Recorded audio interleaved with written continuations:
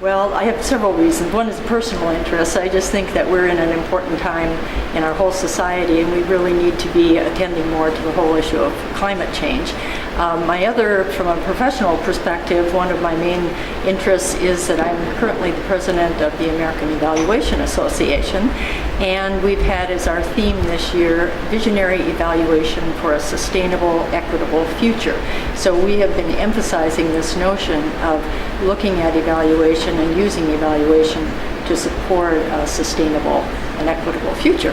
And of course, this conference has a nice link to that, and so that's really an important reason for being here.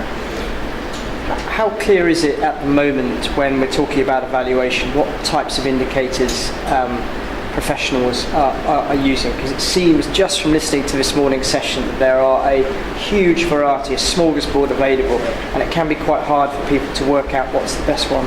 Right.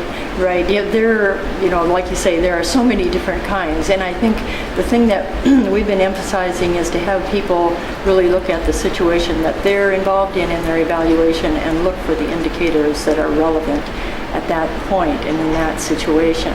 I think one of the things that I'm particularly concerned about, and we've been talking a lot about through the American Evaluation Association, is the idea that we need to think systemically about our indicators, and we need to recognize that we're in there are constraints on our planet and on our natural resources, and so there have to be some trade-offs economically, socially, environmentally, in terms of coming up with a good evaluation design that recognizes that systemic balance. And is it important to whittle these indicators down when you're talking about a design? Do we need one sort of model of car to move forward, or do we have to accept? Is it important to accept that they're going to be a whole load, and it's just a case of trying to make those make sense? Yeah. Well, I think we're a long way from actually whittling them down to the ones that we can all agree on. I think it's important that we have those conversations and we keep talking about it and keep looking at what are the ones that may be the most effective over the long run. I think the other thing is that I think it's not only about indicators, but it's about what are the underlying paradigms that we have about life in our world and the intersection of human and natural systems. I think, for a long time we've been pretending that we don't have to think systemically, or we don't have to deal with trade-offs. And so I think when we're starting to evaluate a program, we have to look and see, well, what is it that people really are believing, and what are they building on? And for example, if we assume that there are no limits, or we assume that we don't have to have some trade-offs, whatever indicators we use may not be telling us a whole lot. We need to be sure that we're operating from paradigms that are congruent with the context in which we live. And I guess this is quite a young sector, isn't it? If we think that climate change has only really been, dealt with in the past 20 years, what have you learned over the past two decades in terms of what makes what helps to make an effective project focusing either on, I guess, climate mitigation or adaptation?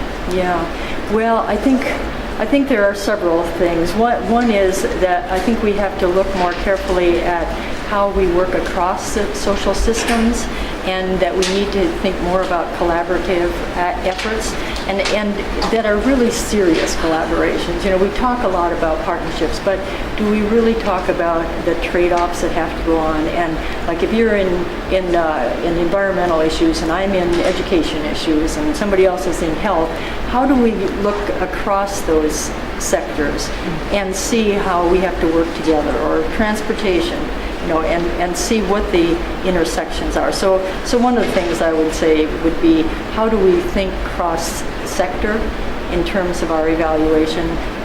Another one that I'm particularly interested in is how we start to help people think from their local community and think about what are the intersections in our local community. And because ultimately it boils down to what individual people and individual groups do, that we've got to start building that base at the same time that we're working on national and international policy. It's not one or the other. We have to be working at all these parts of the system. And often we talk about top down and bottom up, but I think we have to talk about middle, in and out. It's really in the middle of our systems that so much happens. And I think from an evaluation perspective, we need to be looking at what's happening in that intersection.